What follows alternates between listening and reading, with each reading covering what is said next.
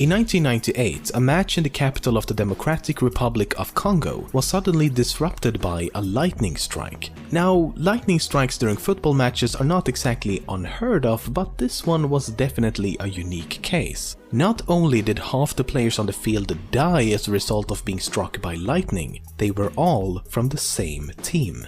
The other team remarkably left the match completely unharmed. The local population, known to believe in things like charms and spells, was divided over whether or not the team was cursed,